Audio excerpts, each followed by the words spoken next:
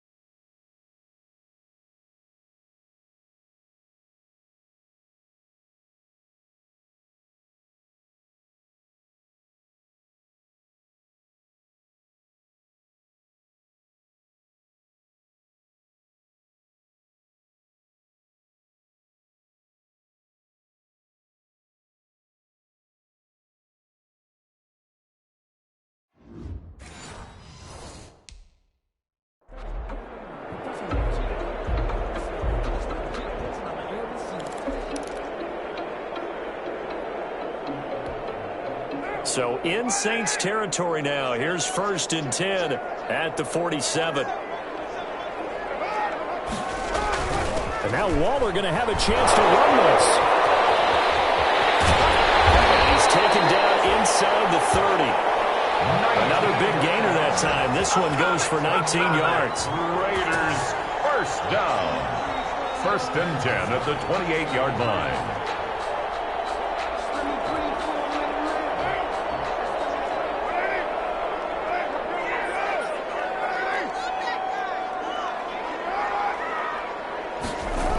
It's a jet sweep. This is Renfro. He'll get a nice chunk there on the 1st down run, and it's 2nd and 4. That's a strong pickup right there on 1st down, and as this drive goes on, we're seeing an offensive line and running game imposing its will.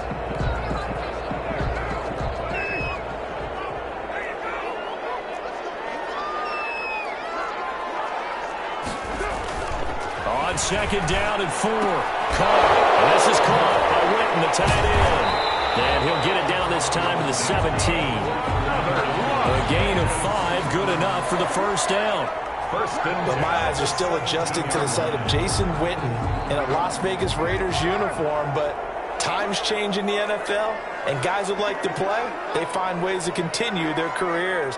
Remember, Jason Witten came out of retirement in the broadcast booth to rejoin Dallas in 2019, and at the age of 37 had 63 catches. Now here with the Raiders, they're looking for him to be a leader and contribute with big-time catches downfield. And that's one of those plays where it's hard to keep 2 eyes on the football when you know the contact's coming, let alone getting 2 hands around it, hugging it to your body, and absorbing the hit. Even for those big tight ends who you would think could absorb that contact. They do get a yard there, but only a yard. Leaves them with 3rd and 9 looming. In order to play really good run defense when you're playing a 3-4, those 3 guys up front, the nose tackle and the guys they call the defensive ends, they're usually big people because they're going to have to eat up a lot of blockers because usually 5 on 3. And when they do their job well, guys who play on the inside, those inside linebackers, they're able to just roam and hit.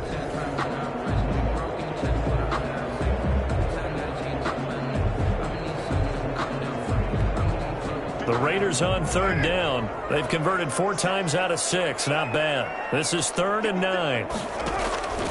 Operating from the gun. Carr. That's complete. And all the way down inside the 5 to the 4. They're able to convert on 3rd down, and that sets up a 1st and goal. And a 2-score game, obviously, every play, every 3rd down, like we saw there, magnified, big pickup. It was a huge pickup. What they really want, though, is to not even get to 3rd down. They've got to maximize time and conserve as much as possible. From the gun, Carr, and he finds Waller in the end zone for a Raider touchdown. Darren Waller, his 2nd touchdown of the game, his 3rd on the year. And the Raiders are back within a score. You get down near the goal line, this is where having a sure-handed tight end becomes a luxury, and it pays off big time, especially when the defense sells out against the run. He finds himself open for an easy touchdown. Following the touchdown, ready to kick it away is Carlson.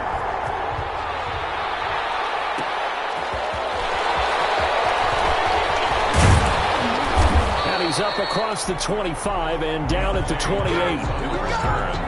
The Saints take over 1st and 10 at their own 28. The offense and Alvin Kamara heading back onto the field. He's been a good workhorse. I know we use the word workhorse a lot, but he's been a good workhorse for him in this one. No doubt about it, and there's nothing wrong with that. That's what you're looking for if you're back, because that means everything's coming together for you. Big guys up front have created space. You've run through it. You probably got some help even from the wide receivers who want to catch passes as opposed to block, but they're helping out too. Yeah, everyone's pitching in. He's had a good game.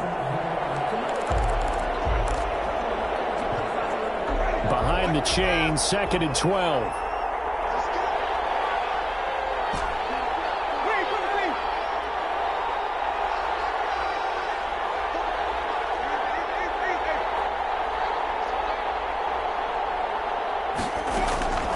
From the gun, Winston.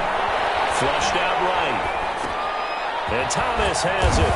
And they're able to get this one across the 35. 12 yards there and a first down. We talk about mobility on quarterbacks all the time. Here's where it really pays off. Able to move, evade, and is accurate throwing on the run and picking up a first down. Some pretty good games all weekend. We may have saved the best for last. This Monday night game has been a dandy. And I think this defense knew what was coming as he is smothered behind the line. 2 yards the loss, 2nd and 12. Run blitz there defensively, something we might see more of here in the fourth quarter. I think we'll see a lot of it, and the difference between that and a pass blitz, you're just trying to get to the quarterback. You're trying to scheme someone open who will get to the QB and make sure he gets on the ground. In a run blitz, you're actually trying to cover up gaps, trying to cover up holes so they can't run the football. 16 yards, a first down. This is something you got to be wary of defensively. I mean, just because they're in the mode of trying to burn some clock doesn't mean they won't pass it, and they got good yardage out of that one. Yeah, and really, when you're looking at it, now they've got a fresh set of downs. Look for second down. If they want to take another shot and try and loosen things up, that'd be the time to do it. First down, Winston. He'll take a shot for the end zone. And look at this. They get the turnover they needed. It's intercepted. Picked off by Prince Arukamara. And he is all the way up past the 25. Winston's pass. A critical error there in a tight game in the fourth. All you talk about is taking care of the football, and especially with a lead here in the fourth quarter, turning it over, now the door is open for the opposition. Just in general, when you're passing in the fourth quarter with a lead, no matter at what point, you got to be super careful. Got to be careful, and sometimes you can be so careful that you end up running yourself into an error. Give him 9 there on the first down completion. Tell you what, he's been able to put the ball in some tight spots all game long. That throw, no different. Yeah, a lot of people would call it a gutsy type of a throw. I think he looks at it as, I can do it, so it's not that big of a deal to me, and I'm going to keep firing. Now that play is blown up, losing yardage back at the 35. He winds up giving a yard back there, and now it's 3rd and 2. There's no question that coming into this game, this defense was pretty vocal about its desire to take this running back out of his game, and all that pregame wolfing has turned into results. This is 3rd and 2, maybe the biggest play in this football game. They'll stay on the ground with Jacobs, and brought down, but not before reaching the 45-yard line. A pickup of 10, and it's enough for Las Vegas first down. That's how you get right up off of the mat, because on the last play, they stoned him in the backfield and dropped him for a loss. But he's the type of guy that scared me a little bit because he's not daunted. Just got right back up, showed some confidence, and picked up a first down with his very next run. On first down, Carr will find his tight end. That's Waller. And he's tackled a yard short of the marker. Good gain of 9 on first down. Brings up when you execute a drag or a crossing route really well and give them a chance to let it develop a little bit, you can gain some significant yardage hitting your tight end on that one. And they'll employ the jumbo set now on 2nd and 1. 3 points separating these two sides with 2 minutes left to go in the fourth.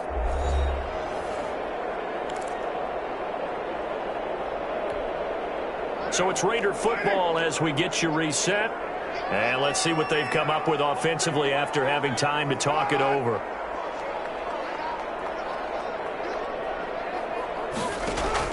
Looking to throw again on 2nd down. And a return out shy of midfield to the 46-yard line. By the Saints. They'll take over. And that one?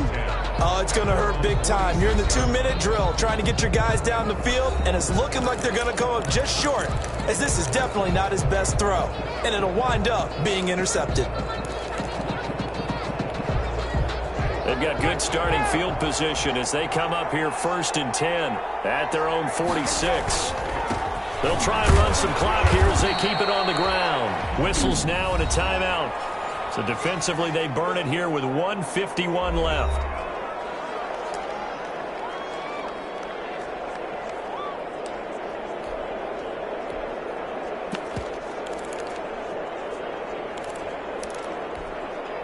Six yards left on 2nd down. Trying to run down some clock with Kamara. And good penetration here. He'll get this down only to about the 49-yard line. Now the Raiders going to go ahead and use the second of their timeouts as they'll talk it over here before what will be an important third down.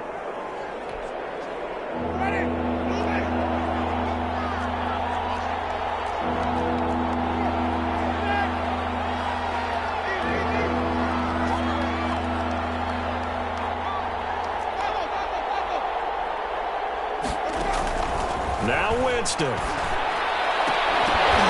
that is incomplete. Winston's pass. From a defensive perspective, they had exactly what you want anytime they want to throw the football. There was pressure on the quarterback. They were getting after him, and they tightened down on the receivers and forced the incompletion.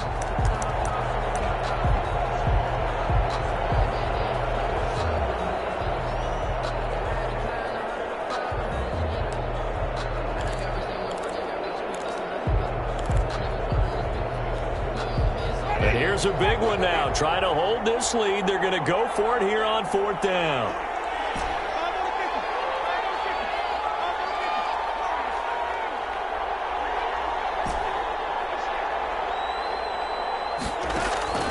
Here's Winston. And look at this. They get the turnover they needed. It's intercepted. Picked off by Prince Amukamara. He got the slim lead late and the football, so why are you throwing it there? Remember during the year when we asked one of the head coaches, if you're in this spot, why would you throw the ball? And he talked about trust in his quarterback and trust in his offense. But still. And then at the end he kind of went, yeah, not really a good reason.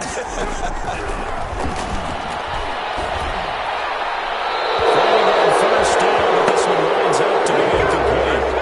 Man, that one sailed on him. You've got to make sure you give your receiver a chance to come down inbounds because they are very gifted. They'll make the circus catches, but they make them out of bounds. That does you no good.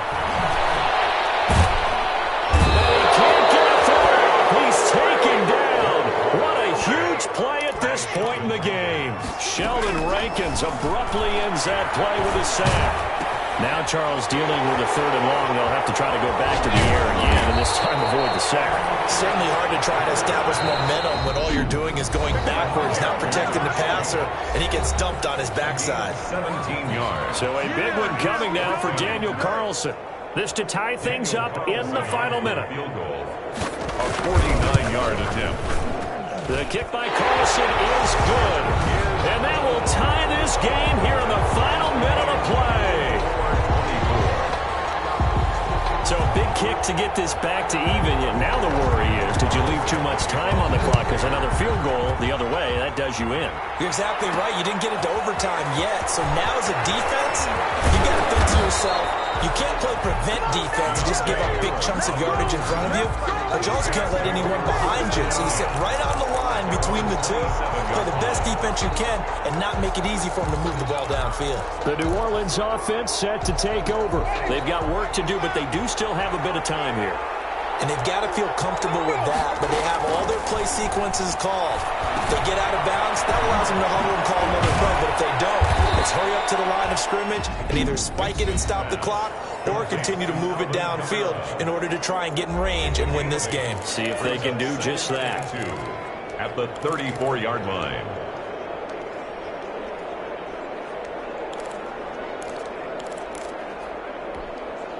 Second and 2.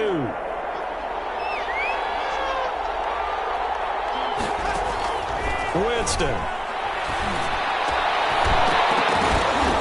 And this one incomplete. Too much contact to hold on to that one, and it's third down. Normally being a big-bodied receiver plays to their advantage downfield. Go up and make the catch, take the hit, and pick up yardage. But in this case, the hit was timed really well and popped it free from his grasp. Winston to throw. Out of the backfield, that's complete to Kamara. Now the Saints will use their third and final timeout as they stop it with 28 seconds to go in this football game.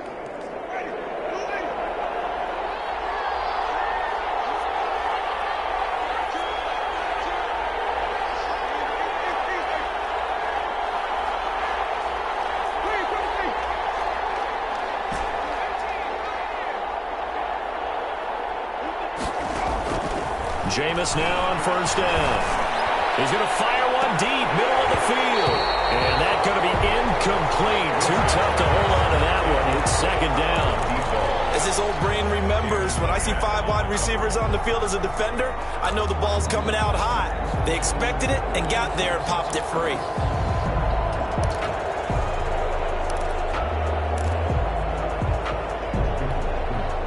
Second and 10.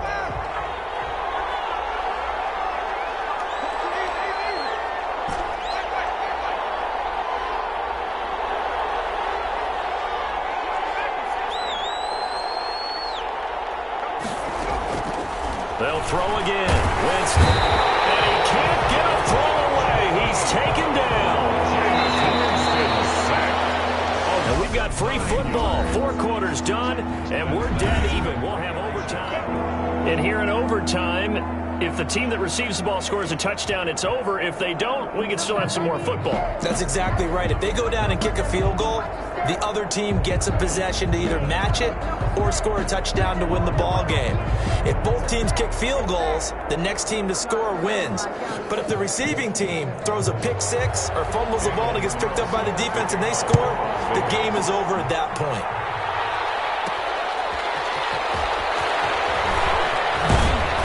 And not much happening on the return as he'll get this to about the 23. The Saints take over first and 10. At their own 23-yard. Out onto the field comes New Orleans. They set for their first drive here in overtime, and this is where the crowd can really become a factor. They've had to battle it all day, but I know what you're saying. In overtime, that gets doubled, doesn't it? At least, because now the crowd really wants to be involved and help their team, and that first drive can dictate the whole thing because they know if this team takes it downfield and scores a touchdown, it's game over. It's been loud in here so far. He's had some big runs in this game. Not there, though. But I don't think they're going to be deterred by that play right there. He's had some nice runs in the game. And how many times have we seen a good running back get stopped, yet turn it into something big on a later carry? I'd stay with him. A loss of a yard there to start out. That leads to a 2nd and 11.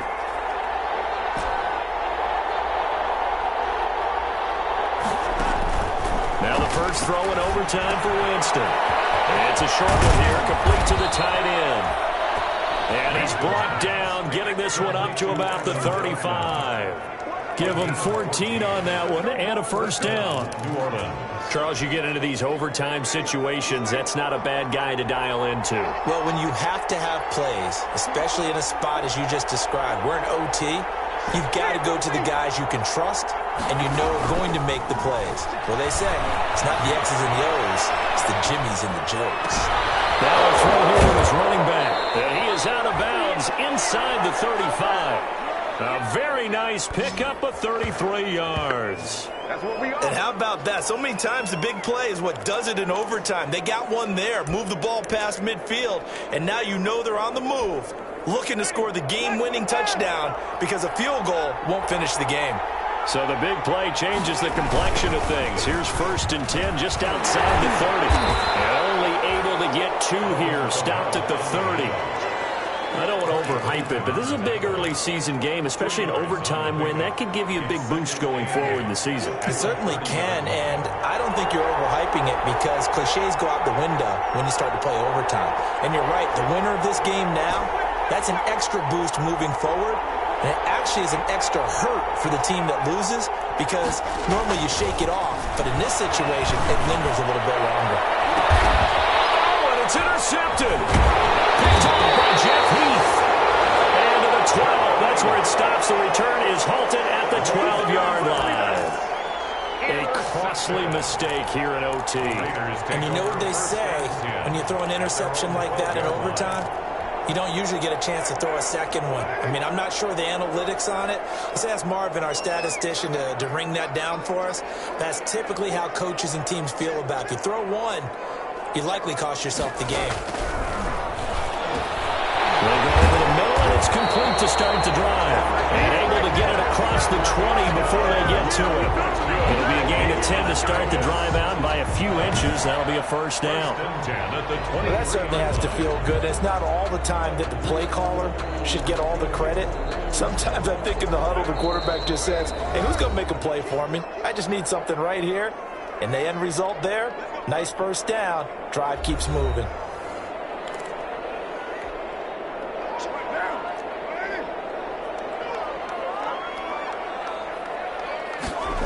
They'll run on first down. It's Jacobs. And he got blown up on that play. Back at the 20. That's going to wind up a loss of a full 3 yards on first down. This being their second opportunity in overtime, third overall drive, see if they can settle into a rhythm. And that's what you're looking for. Get a few first downs, move the ball downfield, have some confidence, get yourself in a spot where you can at least kick a field goal to win it. But I tell you this, if I'm the play caller, I'm looking at that part of my sheet that says playmakers. Get the ball in their hands, critical situation, now's their time. It's a gain of 6. For the Saints here on third down, an extra defensive back on the field. The open man here, Renfro. And they'll get it up just short of the 45 at the 44. Solid gain of 18 and a Raider first down. And this was a nice example of an offensive coordinator scheming his guy open. Just a little underneath route, just trying to free up some space. And it worked awfully well. Got him not just space, but plenty of room to run after the catch to pick up really nice yardage. And now a throw on first down there, but it's incomplete. Thrown to the sideline and incomplete. Brings up 2nd and 10. Now Carr, after the incomplete pass, brings him up 2nd and 10. A quick pass out to Aguilar. Now another timeout called for by the offense. They'll be down to just one remaining as we step aside here in overtime.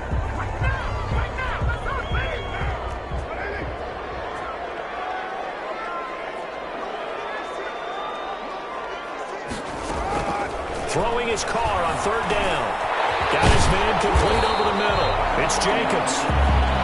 And boy, he is very close to a first down, but from where they're spotting that football, he's going to be a foot or so short.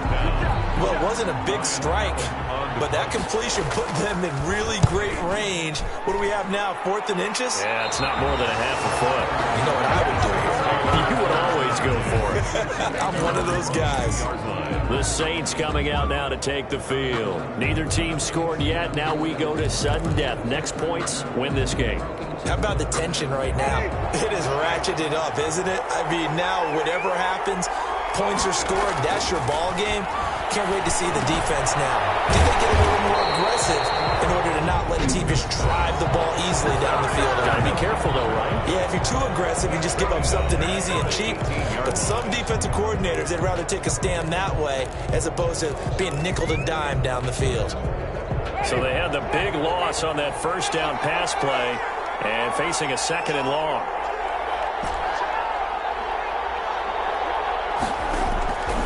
From the shotgun, it's Winston.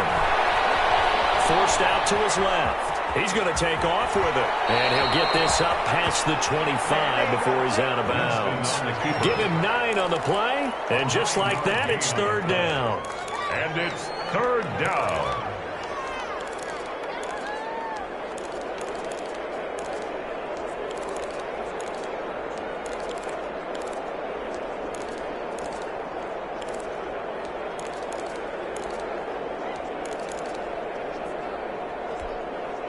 And the Raiders call on a nickel set for third down.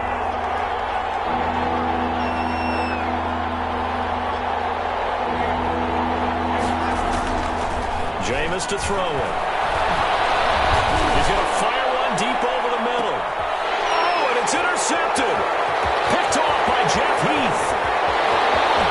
And he'll take this back all the way up past the 45-yard line. Winston's pass intercepted.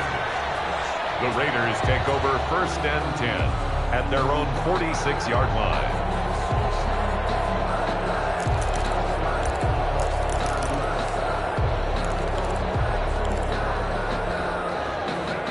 offense for Las Vegas about set to begin the drive and hoping to do better than they did their last possession when they punted the football. Appeal to the vanity of your offensive line. Tell them that they control your fate. Leverage guys. Win the line of scrimmage. If you do that, you start to win first. It's intercepted. Picked up by DJ Swearinger.